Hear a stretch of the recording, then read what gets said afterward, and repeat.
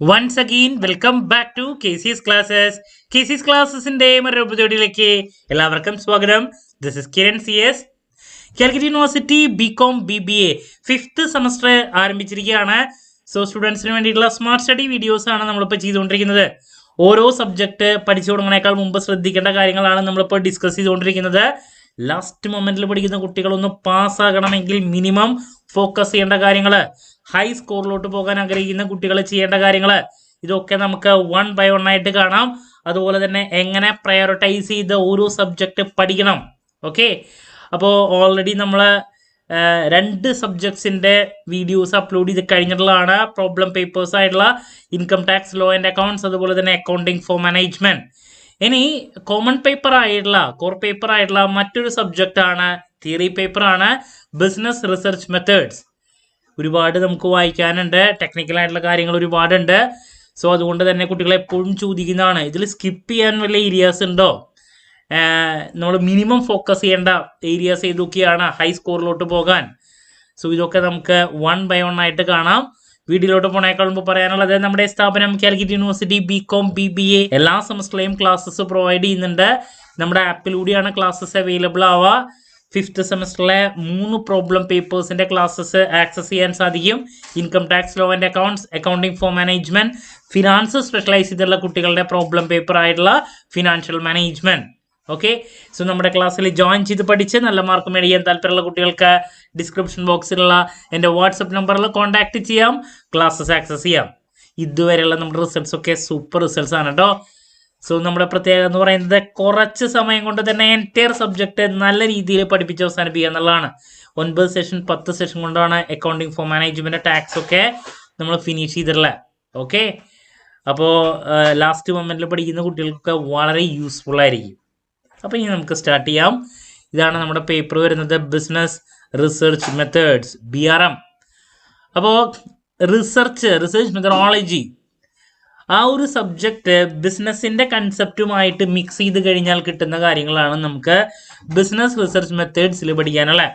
അപ്പോൾ റിസർച്ച് എന്ന് പറയുമ്പോൾ എന്താ, എഗെയിൻ ആൻഡ് എഗെയിൻ നമ്മൾ ഏതെങ്കിലും ഒരു കൺസെപ്റ്റിനെ പിന്തുടരുകയാണെങ്കിൽ, ഡീപ്പായിട്ട് മനസ്സിലാക്കാൻ വേണ്ടിയിട്ട് നമ്മൾ പിന്തുടരുകയാണെങ്കിൽ, അതാണ് റിസർച്ച് എന്ന് പറയുന്നത്. ഇൻഡെപ്ത് നോളേജ് കിട്ടാൻ വേണ്ടിയിട്ട് നമ്മൾ ഈ സെയിം കൺസെപ്റ്റ് ബിസിനസ്സിലോട്ട് അപ്ലൈ ചെയ്യുമ്പോഴാണ് അതിനെ ബിസിനസ് റിസർച്ച് മെത്തേഡ്സ് എന്ന് പറയുന്നത്. ഒരു ബിസിനസ്സുകാരന് പലപ്പോഴും ഒരു കോമ്പറ്റിറ്റീവ് എഡ്ജ് ലഭിക്കാൻ വേണ്ടിയിട്ട് എന്താണ് മാർക്കറ്റിൽ നടക്കുന്നത്, ഇക്കോണമിയിൽ നടക്കുന്നത്, ഇതൊക്കെ അറിയണം.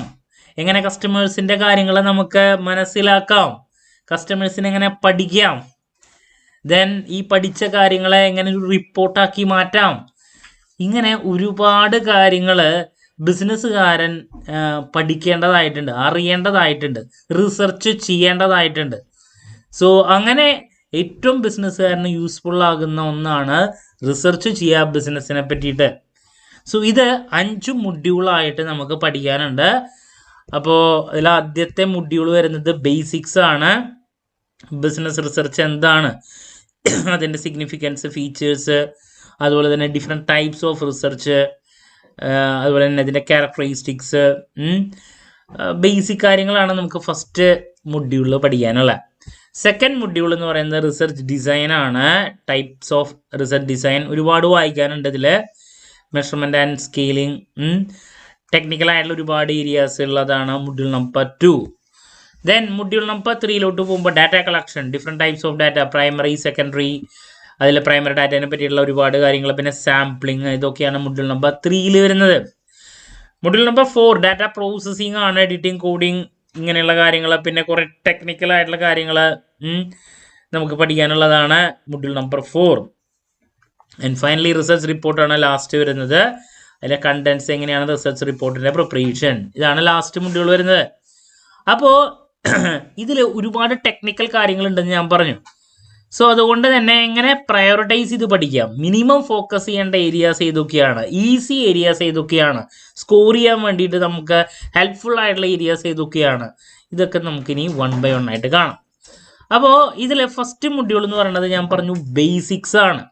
അപ്പോൾ ബേസിക്സ് ആണ് എന്ന് പറയുമ്പോൾ അതിൽ ആദ്യത്തെ ഏരിയാസ് എന്താണ് ബിസിനസ് റിസർച്ച്, എന്താണ് ബിസിനസ് റിസർച്ച്, അതിൻ്റെ ഫീച്ചേഴ്സ്, സിഗ്നിഫിക്കൻസ്, ഇതൊക്കെ പഠിക്കാം. അതിനുശേഷം ഈ പറയുന്ന ടെക്നിക്കലായിട്ടുള്ള വാരിയബിൾ ഇതൊക്കെ നോക്കാം. ബട്ട് ഈ ടൈപ്സ് ഓഫ് റിസർച്ച് എന്ന് പറയുമ്പോൾ അതിൽ ഒരുപാട് കാര്യങ്ങൾ നമുക്ക് ആദ്യം കാണാൻ സാധിക്കും. എക്സ്പ്ലോറട്ടറി, കോസൽ, തിയററ്റിക്കൽ, ഇങ്ങനെ പറഞ്ഞിട്ട് ഒരുപാട്. അപ്പോൾ നിങ്ങൾക്ക് ലാസ്റ്റ് മൊമെന്റിലാണ് പഠിക്കുന്നതെങ്കിൽ ഈ ബിസിനസ് റിസർച്ചിനെ പറ്റിയിട്ടുള്ള ബേസിക് കാര്യങ്ങൾ ആദ്യം നോക്കിയതിന് ശേഷം ഈ ടൈപ്സ് ഓഫ് റിസർച്ച് അവിടെ വെച്ചോ. പഠിക്കണം, വേണ്ടെന്നല്ല. ബട്ട് നമ്മൾ ഇപ്പോൾ തന്നെ ഈ ഓർഡറിൽ പഠിക്കുകയാണെങ്കിൽ ചിലപ്പോൾ നിങ്ങൾക്ക് വെറുത്ത് പോകാനുള്ള സാധ്യതയുണ്ട്, ചിലപ്പോൾ പഠിച്ച് കഴിയണം എന്നില്ല. അപ്പോൾ നിങ്ങളുടെ ടൈമിൻ്റെ ബേസിൽ ഇതിന് ചോദ്യങ്ങൾ വരും.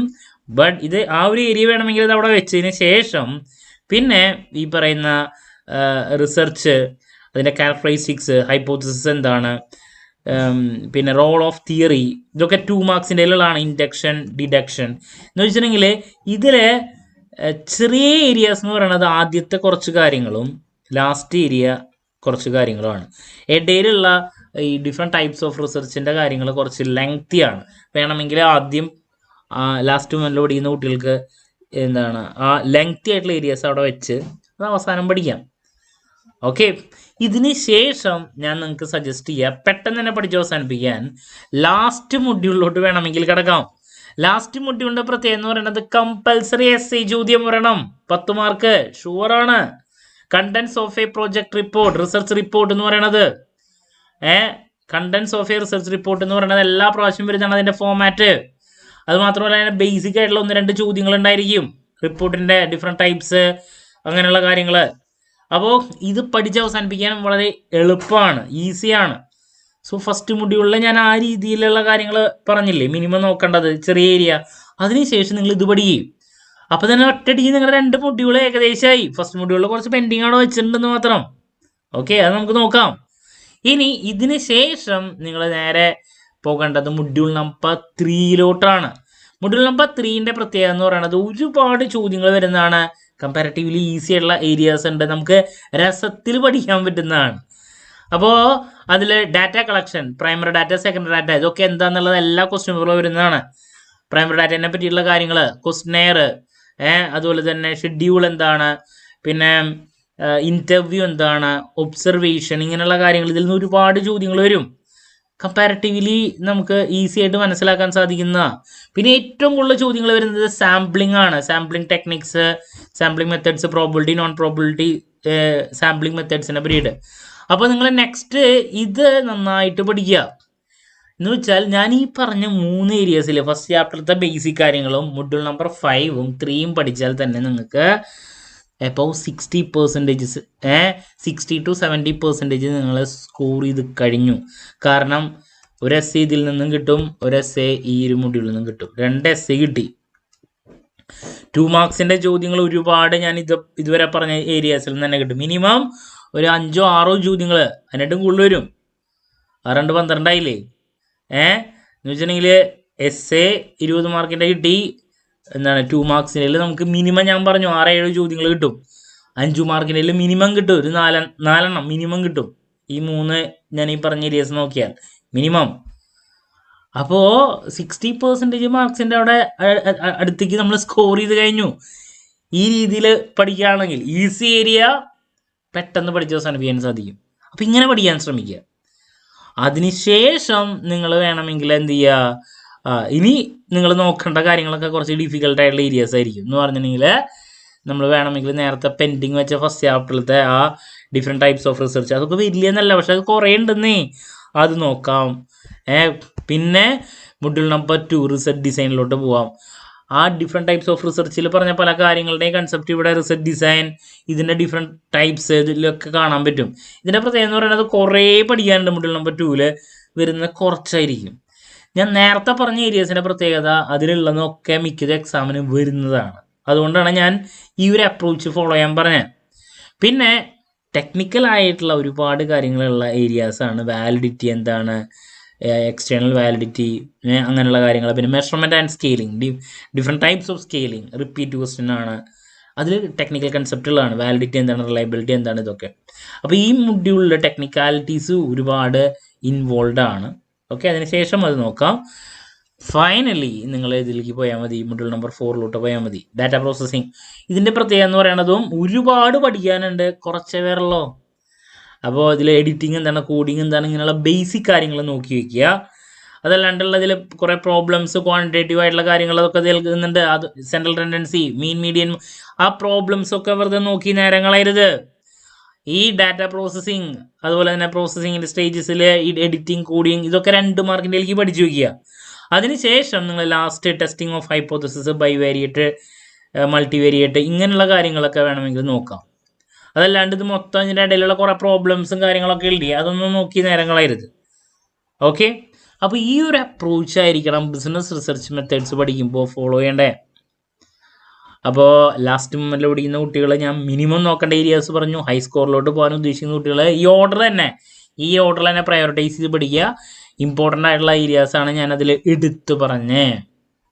ക്ലാരിറ്റി കിട്ടിയെന്ന് പ്രതീക്ഷിക്കുന്നു. എങ്ങനെയാണ് ബിസിനസ് റിസർച്ച് മെത്തേഡ്സ് പഠിക്കേണ്ടേ, സ്മാർട്ട് അപ്രോച്ച് എങ്ങനെയായിരിക്കണം എന്നുള്ളതാണ് ഞാൻ ഇന്നത്തെ വീഡിയോയിൽ ഡിസ്കസ് ചെയ്തത്. ഇനി നമ്മൾ ഇമ്പോർട്ടൻറ്റ് ക്വസ്റ്റ്യൻസിൻ്റെ വീഡിയോ ഉറപ്പായും പ്രതീക്ഷിക്കുന്ന ഓരോ പാർട്ടിലെ ചോദ്യങ്ങളുടെ discussion, last day examination tips, exam related live ഇതൊക്കെ ചെയ്യുന്നതായിരിക്കും.